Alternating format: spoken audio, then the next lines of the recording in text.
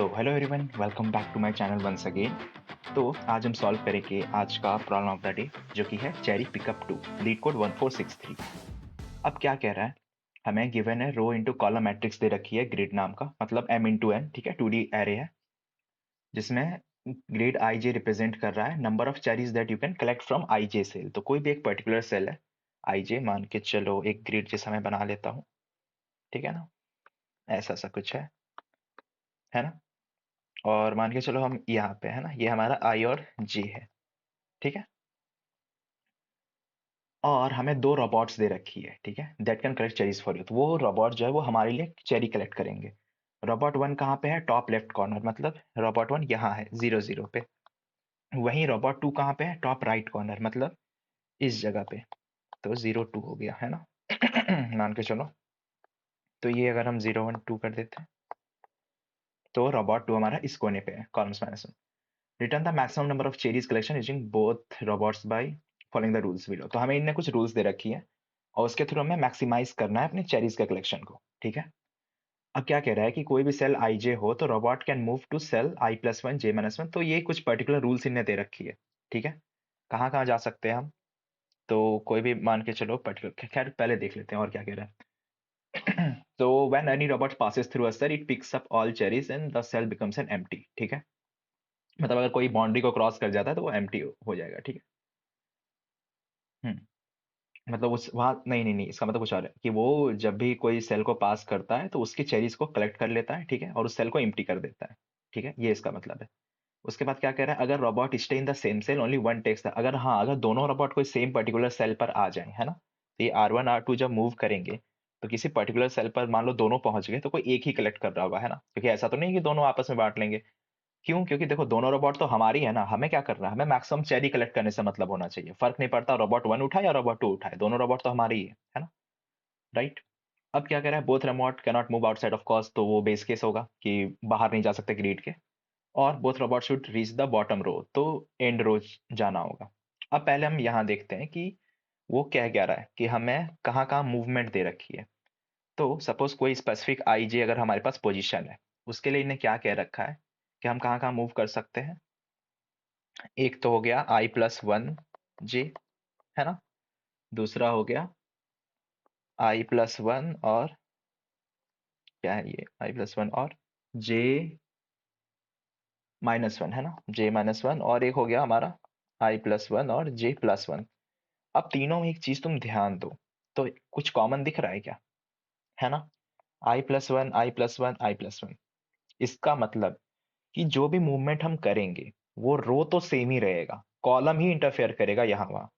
मतलब कि हमारा जब भी हम कुछ लिखेंगे नेक्स्ट रो के लिए, तो नेक्स्ट रो और एक्स।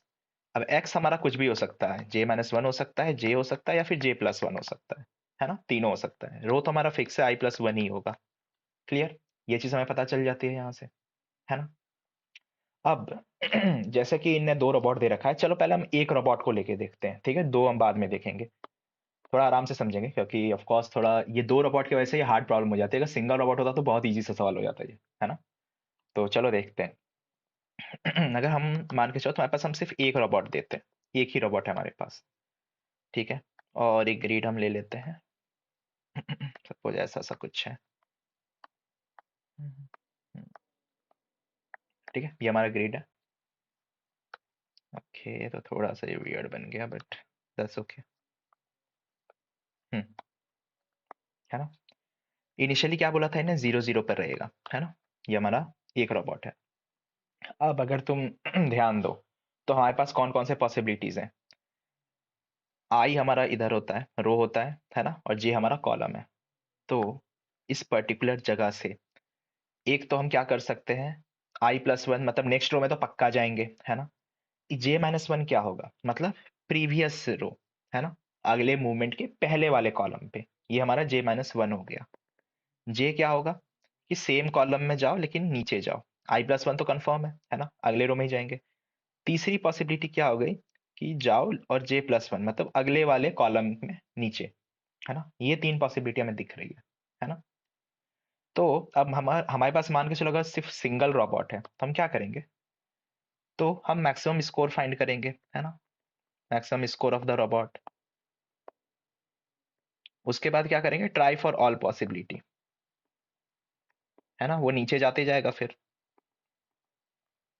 है ना, मतलब कि मैं क्या कह रहा हूँ कि जैसे जे हुआ तो अब जे से भी तीन रास्ते खुलेंगे, है ना। एक वो यहाँ से जा सकता है, यहाँ पे जा सकता है, यहाँ पे जाता है, यहाँ तो ऑफकोर्स नहीं जा सकता क्योंकि ये बाहर हो जाएगा, है ना। तो दो ही पॉसिबिलिटी दिखेगी यहाँ पे। तो अगर हम इसको देखें ब्रेक डाउन करके, तो ये किस तरीके से बनेगा, ऐसा सा आएगा, है ना। देखते हैं बना के।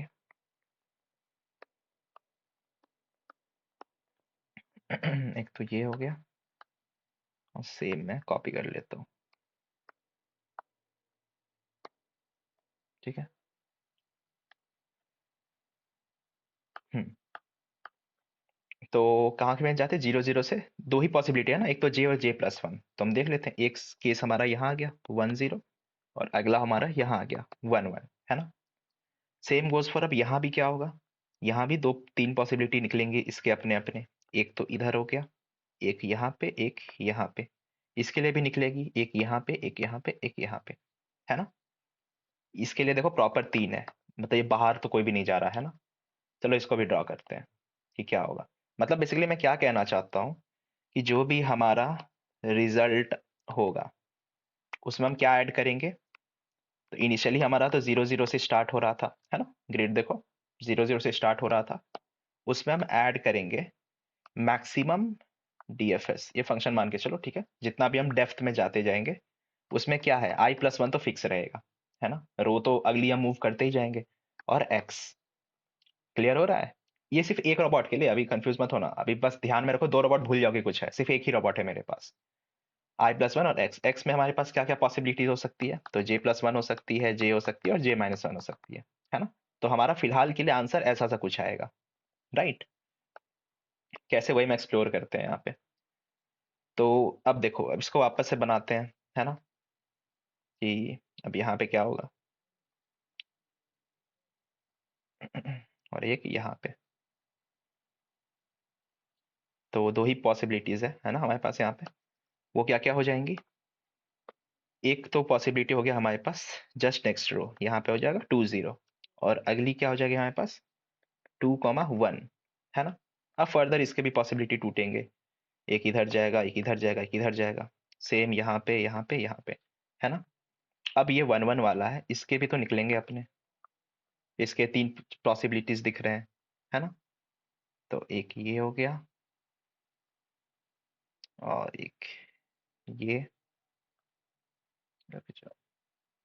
और एक हम ले लेते हैं, मान के चलो नीचे ही बना देते हैं इसको, है ना। तो इसके तीन पॉसिबिलिटीज यहाँ यहाँ हो गए। कौन कौन से हो गए देखते हैं। तो 1 1 से हम कहाँ गए, नीचे वाले पे, तो यहाँ रो तो 2 हो गया, 2 के साथ ये 0 हो जाएगा, है ना, यहाँ पे। तो 2 0, अगली वाली क्या हो जाएगी 2 1, है ना। अगली नेक्स्ट क्या हो गई 2 2, ये इस जगह पे, है ना। अब अगर तुम देखो, क्या कुछ मिलता जुलता बॉक्स दिख रहा है क्या, ध्यान से देखें तो, है ना। कुछ तो दिख रहा है, क्या क्या, ये 2 0 सेम है ना। ये 2 1 और ये 2 1 भी सेम है ना। तो अब हम यहाँ पे कुछ डीपी जैसा लगा सकते हैं, यही मैं दिखाना चाह रहा था, इसलिए मैं बोला कि पहले एक रोबोट के लिए मैच करके देखते हैं, है ना। तो basically we are calling recursion from same cell, ठीक है। तो हमारे पास रिपीटिंग सब प्रॉब्लम है ना। ये तो सही है, रिपीटिंग सब प्रॉब्लम है, तभी तो हम डीपी लगा सकते हैं, है ना। अब ये तो हमने सिंगल रोबोट के लिए देखा, है ना। Exact same problem will repeat for 2 robots, ठीक है। तो दूसरे वाले जितने भी होंगे उनके लिए भी ये सेम ही रिपीट हो रहा होगा, उनके लिए भी ऐसी कंडीशन होगी कि ऐसी सिचुएशन आ जाएगी कि जहाँ पे सेम सेम जगह हो।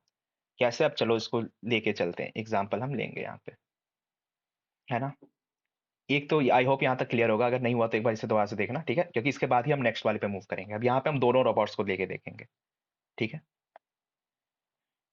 अब मान के चलो ये है, तो एक तो हमारा 0 0 ये वाला रोबोट हो गया, है ना, और ये हो गया हमारा 0 3, है ना।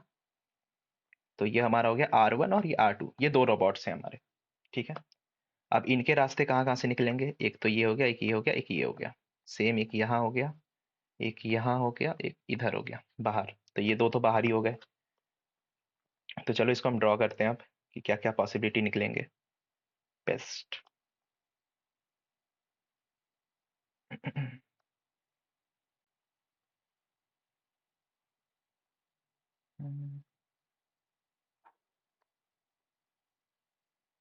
है ना। चलो, तो एक पॉसिबिलिटी क्या आएगी हमारे पास यहाँ से, अगर ध्यान दो तो एक तो हम नीचे जा रहे हैं 1 0, है ना। अगली क्या होगी यहाँ पे 1 1, नेक्स्ट क्या होगी यहाँ पे 1 2, और यहाँ पे लास्ट में क्या होगी 1 3, है ना। ये पॉसिबिलिटी होंगी। अब यहाँ पे कुछ लोगों को डाउट आएगा कि आपने तो हमें दो रोबोट दे रखा था, लेकिन हमें तो दो रोबोट दिख नहीं रही नीचे वाले में, है ना, सिर्फ एक ही रोबोट तो दिख रही, बाकी दूसरा वाला कहाँ चला गया। तो मैं यही चीज कहना चाह रहा हूँ कि जो हमारा जो एक रोबोट होगा उसके लिए हमारे पास मल्टीपल केसेस होंगे। मतलब अगर हम इस तरह से समझें कि जो हमारा 1 0 का ये है उसके लिए हमारे पास ये 3 चांस होंगे, है ना। इस वाले के लिए भी ये 3 पॉसिबिलिटीज होंगे, और ये जो आखिरी वाला है ना उसके लिए भी रोबोट 2 के 3 पॉसिबल केसेस होंगे। कि अगर मेरा रोबोट 1 मान के चलो यहाँ आ गया, तो ये वाला इसके ऊपर है कि ये कहाँ जाना चाहता है, यहाँ भी आ सकता है, यहाँ भी आ सकता है, यहाँ भी आ सकता है। मतलब R1 के एक मूव के लिए R2 के 3 पॉसिबिलिटीज होंगे हमारे पास, है ना। ये चीज कह रहा हूँ मैं। सो बेसिकली हमारे पास 9 रिकर्सिव कॉल होंगे, है ना, क्योंकि हर बार में वो 3 जा रहा है, तो हर एक के लिए 3 मिल रही है ना। तो 3 + 3, 3 + 3 + 3, है ना, तो टोटल 9 पॉसिबिलिटीज होंगे हमारे पास, है ना। कैसे होगा चलो देखते हैं नेक्स्ट वाले पे, थोड़ा थोड़ा और क्लियर हो जाएगा डायग्राम से ही। सो एक बना लेते हैं इसको वापस, है ना। तो एक के लिए देखते हैं पहले, मान के चलो मैं 1 0 के लिए देखता हूँ सिर्फ।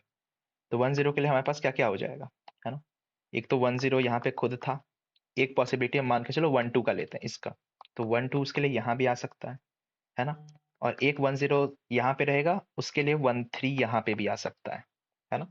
तो ये सिर्फ इसी का है ना, और किसी का नहीं अभी तक, एक वाले का ही देख रहे हैं। तो मैंने क्या बोला था कि जो भी हमारा R1 होगा, R1J जो होगा उसके लिए R2 के मल्टीपल पॉसिबिलिटीज आएंगे, है ना, 3 3 3 करके आएंगे। तो वही हुआ, तो 1 0 तो यहाँ पे फिक्स है, उसके लिए हमारे पास दूसरा रोबोट यहाँ भी आ सकता है और यहाँ भी आ सकता है ना। ये तो फिक्स है हमारे पास। तो ये बस अपना देखता जाएगा कहाँ पे जाना है। तो इस तरीके से अगर हम देखें तो हमारे पास टोटल 9 रिकर्सिव कॉल होंगे, है ना। मैं क्लियर कर दिया था कैसे होगा, राइट। तो एक बार वो इस पर्टिकुलर केस के लिए ये 3 केस आ जाएंगे, है ना। इस वाले के लिए भी, जो दूसरा वाला होगा इसके लिए भी ये पर्टिकुलर 3 केसेस मूव करेंगे, और ये थर्ड वाला इसके लिए भी ये 3 कॉल होंगे। तो टोटल 9 पॉसिबल कॉल्स होंगे, ठीक है ना। तो अब अगर हम इसकी इसको अगर हम कोड के थ्रू लिखें तो हम क्या करेंगे, एक हमारा हेल्पर फंक्शन होगा, उसके अंदर क्या होगा, एक R1J हो जाएगा, एक फिर नहीं, एक R1I हो जाएगा, एक R1J हो जाएगा सेम, एक R2I हो जाएगा और R2J हो जाएगा, है ना। दोनों जो डब्बे, दोनों जो रोबोट्स होंगे दोनों के IJ पोजीशन होंगे, है ना। अब इसको थोड़ा और हम ऑप्टिमाइज कर सकते हैं क्या। अगर ध्यान दो, मैं पहले चीजों में एक बार क्या बताया था कि जो हमारा रो होगा ना वो फिक्स है, याद है कि ये वाला जो पार्ट था हमारा I+1 ये फिक्स है, राइट। रो तो मूव करेगी ही करेगी, तुम्हारा जे कहीं भी जाए तो रो तो पक्का है कि मूव करेगा ही करेगा, राइट। तो हम इन दोनों को सिंगल कर सकते हैं क्या, एक ही आई रख सकते हैं, आई तो पक्का है हमें कि एक तो जाएगा ही जाएगा, I+1 ही होने वाला है, ठीक है। तो हम इसको इस तरीके से रख सकते हैं, आई और R1J और R2J, ये दोनों रोबोट्स के लिए, क्लियर। मतलब हमें पता है कि both will be at same row हमेशा के लिए, ऑलवेज, है ना। तो we can remove one of them. तो कोई जरूरत नहीं है रखने की फंक्शन में बेकार में, है ना। जब हमें पता है कि वहीं पे मूव करेगा तो क्यों करना। तो अब फाइनली हमारा ये मेन फंक्शन बन जाएगा। तो ये तो हमारा एक पर्टिकुलर केस के लिए हो गया, ठीक है।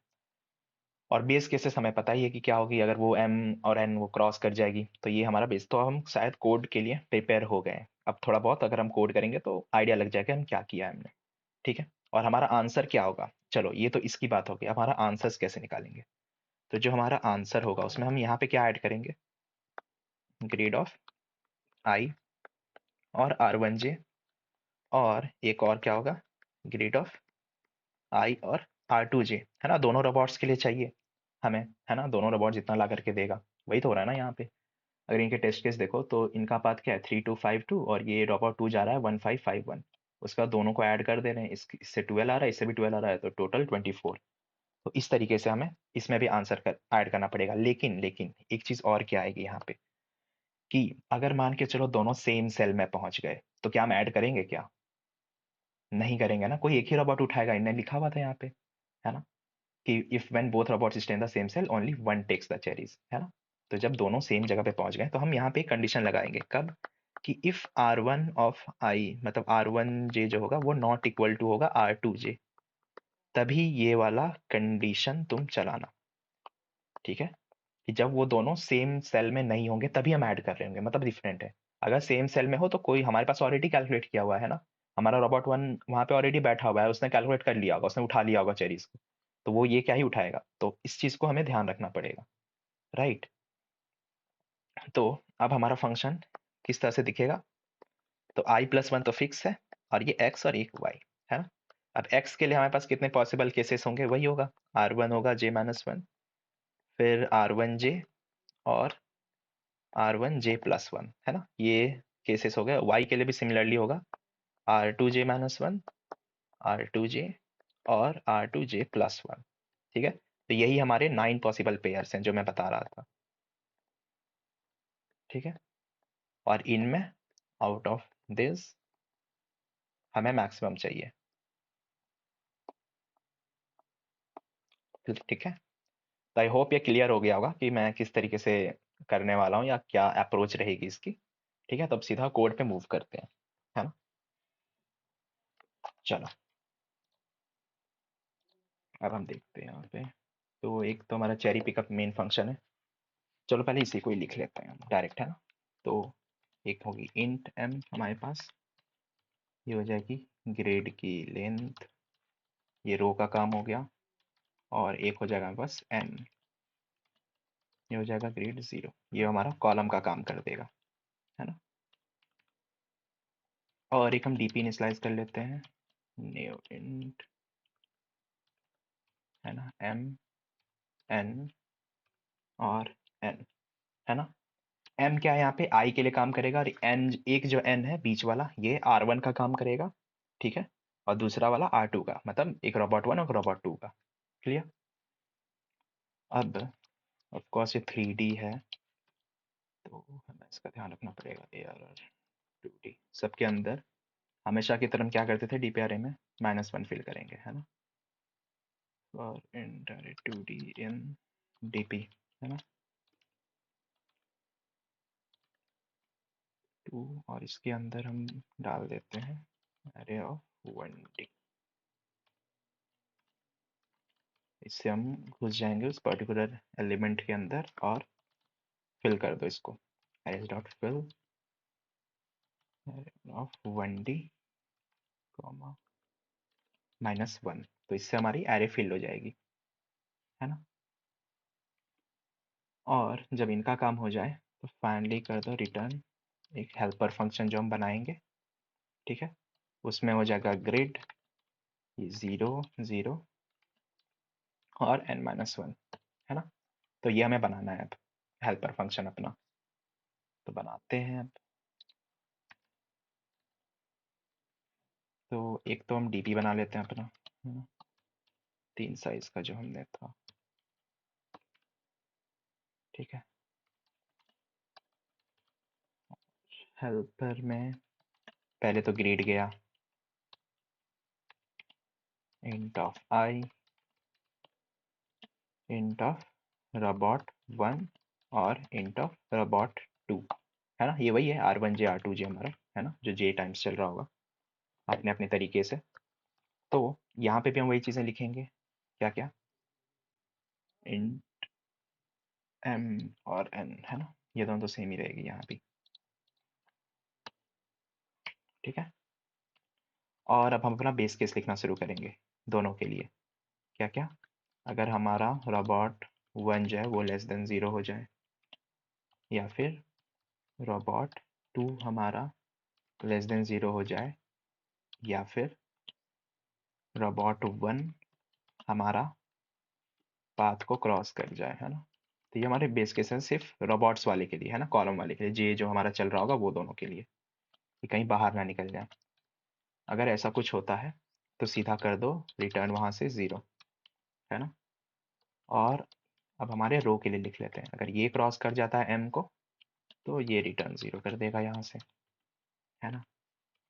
उसके बाद एज यूजल जो हम डीपी के लिए लिखते हैं, DP of I robot one, और ये मेमोइज वाला है ना, रोबोट टू, अगर ये नॉट इक्वल्स टू -1 है तो रिटर्न कर दो डीपी, और इधर रोबोट वन। आजकल वैसे लगातार कोड क्वेश्चन आ रहे हैं इसके, जो भी हमारे मतलब डीपी के रेगुलर प्रॉब्लम्स में दिख रहे हैं मुझे।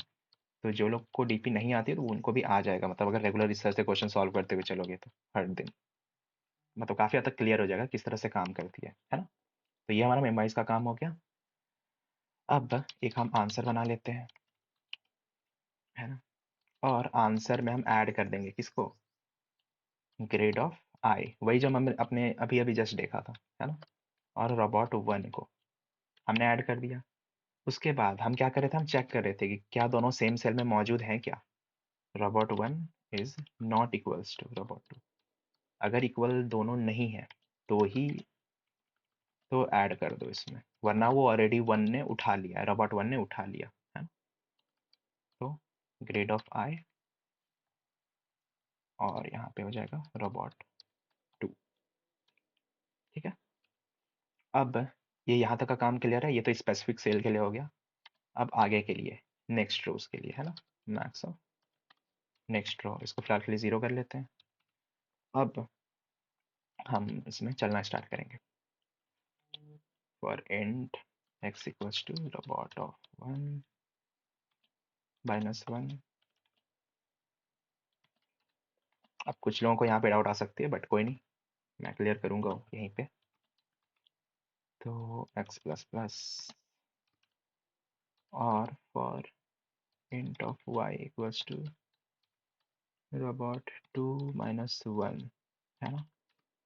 कुछ को मे भी क्लियर हो गया होगा, है ना, उनको यहाँ पे प्रॉब्लम ना आए अगर वो थोड़ा सा ध्यान से सुने होंगे तो। तो ये जो चीज़ मैं कर रहा हूँ ना, ये वही 9 पॉसिबिलिटीज़ हैं। मतलब कि हम कहाँ से कहाँ तक चलेंगे, जो हमारा रोबोट वन i-1 से लेकर के +1 तक, है ना? यही तो कर रहे थे ना यहाँ पे, अगर ध्यान दो तो, है ना? ये जो i-1 से जाएगा ये प्लस मतलब उसके +1 तक जाएगा, राइट?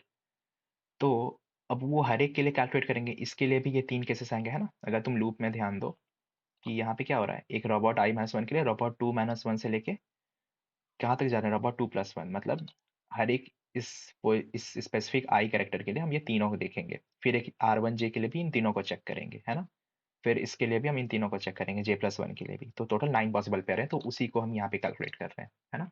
उसी चीज़ को हम यहाँ पे लिख रहे हैं, और बस यहाँ पे उसको अपडेट कर देंगे जो भी मैक्सिमम हमें देगा, मैथ डॉट मैक्स इससे मैक्स नेक्स्ट रो, और जो हमारा हेल्पर होगा ये कॉल कर देगा ग्रीड को, इससे i+1 हमारा फिक्स है, और x और y से, है ना? हमने वही यही किया था ना अभी, मैंने कुछ अलग नहीं लिखा है, जो हमने देखा जस्ट वही लिखा हूँ। और फिर आंसर में ऐड कर दो जो हमारा मैक्स आ रहा है नेक्स्ट रो का, ठीक है? और फाइनली रिटर्न कर दो अपने DP of I robot one और रोबोट ऑफ टू, इसको हम सेव कर लेंगे, मेमोराइज कर लिए, है ना? तो एक बार रन करके देख लेते हैं कहीं कुछ गड़बड़ तो नहीं। Okay, cannot be converted into int है, ऐसा क्या है? for int array of 1D okay okay sorry ये डीपी पे नहीं होना चाहिए, ये ARR of 2D पे आना चाहिए। या ये डीपी में जा रहा है, फिर इसके थ्रू हम 2D के अंदर 1D निकाल रहे हैं। हाँ सही है, अब सही है। ओके चलो बढ़िया, तो ये चल गया। तो बस वही था। तो जैसे जैसे हमने देखा था वही था, तो हमने एक डीपी इनिशियलाइज करी थी, फिर एक हमने हेल्पर फंक्शन बनाया, उसके अंदर वही ग्रीड आई जी ये हमारा रो हो गया और दोनों रोबोट्स पास कर दिए। ठीक है, ये एम ये रो के लिए होता है, एन ग्रीड जीरो ये कॉलम्स के लिए होता है। फिर हमने यहाँ पे बेस केस देख लिया कि जब तक हमारा रोबोट बाहर ना निकल जाए अपने, या तो पहले होता है ना क्रॉस प्रीवियस एलिमेंट अगर जीरो हो जाए तो उसके लिए भी, और अगर वो बाहर निकल जाए तो उसके लिए भी वो रिटर्न जीरो कर दो। और अगर आई इक्वल टू है मतलब कॉलम क्रॉस हो जाए तो रिटर्न जीरो कर देना, नहीं तो नीचे जाते जाते अगर एंड पहुंच गया तो जीरो रिटर्न हो जाएगा। उसके बाद ये हमारा डीपी का कंडीशन है कि अगर वो -1 नहीं है इसका मतलब वहाँ पे कुछ तो वैल्यू होगी वहाँ पे, तो वो रिटर्न कर देना। और फाइनली हम एक आंसर वेरिएबल बनाए, उसके अंदर हम रोबोट 1 का आंसर ऐड कर लिए। अगर याद हो तो ये देखो यही वाला पार्ट हम कर रहे थे। उसके बाद हमने चेक कर लिया कि अगर रोबोट 1 जो होगा वो इक्वल टू नहीं है रोबोट 2 के, इसका मतलब दोनों सेम जगह पे नहीं है। अगर सेम जगह पे होता तो ये ऑलरेडी यहाँ पे रख चुका है आंसर। तो अगर सेम नहीं है तभी हम इसमें ऐड कर रहे हैं रोबोट 2 की वैल्यू, है ना। उसके बाद फाइनली हम मैक्स एक डाल रहे हैं, और जितने हमारी 9 पॉसिबिलिटीज थे उसके लिए हम आइट्रेट कर रहे हैं, है ना। और उसके अंदर हम मैक्सिमम जो भी पाथ हमें उनमें से मैक्सिमम चाहिए था, है ना। अगर ध्यान दो तो इनमें से ही 9 पॉसिबल पाथ जो है इसमें से ही हमें मैक्सिमम चाहिए था, तो उसको वो सेव करता जाएगा मैक्स नेक्स्ट रो में। और बस उसको हम आंसर में ऐड कर देंगे और मेमोराइज करके रख लेंगे यहाँ पे। और बस वही है, यहाँ पे हमने इनिशियलाइज किया था और ये सब के अंदर पहले -1 डाला और बस हमने यहाँ से रिटर्न कर दिया अपने हेल्पर फंक्शन को। ठीक है, आई होप ये सॉल्यूशन क्लियर होगा। अगर नहीं हुआ तो मुझे कमेंट सेक्शन में बताना किस पार्ट में डाउट है। अगर एक बार नहीं आते तो दोबारा से देखना आ जाएगा, ठीक वीडियो को। अगर कुछ बचा तो फिर भी, अगर फिर भी नहीं आ रहा है तो मुझे बता दे। ठीक है यार, फिर मिलते हैं अगली वीडियो में। चैनल को लाइक सब्सक्राइब और शेयर कर देना। Okay and keep learning, keep coding, keep exploring. ठीक है, see you in next video. Okay bye.